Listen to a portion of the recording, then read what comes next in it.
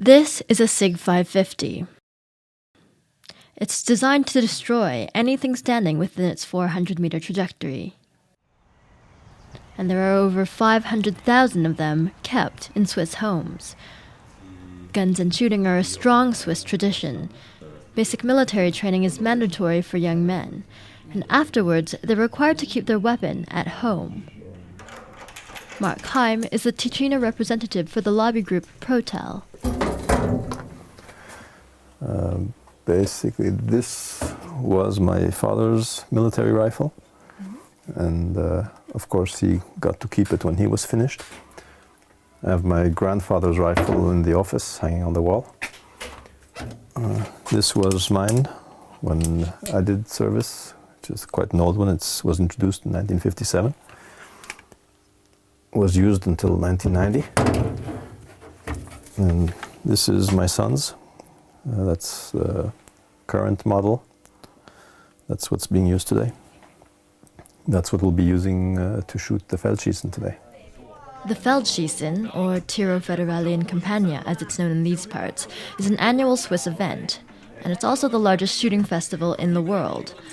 Roughly 200,000 people come out to target practice all across the country. Ammunition is provided by the government. Heim goes regularly to this range, and it's often a family affair. It was organized by the government to have a very high state of readiness for the Swiss military and population. The target has always been that within 24 to 48 hours, Switzerland could mobilize a pretty large army, I mean, even by European standards.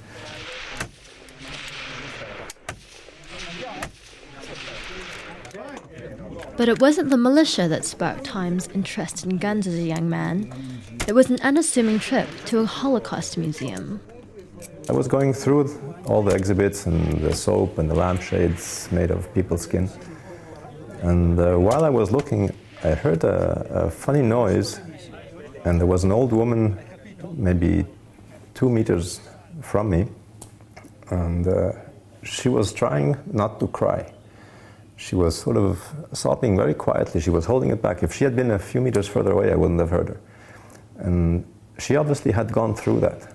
That's when the whole impact of it hit me.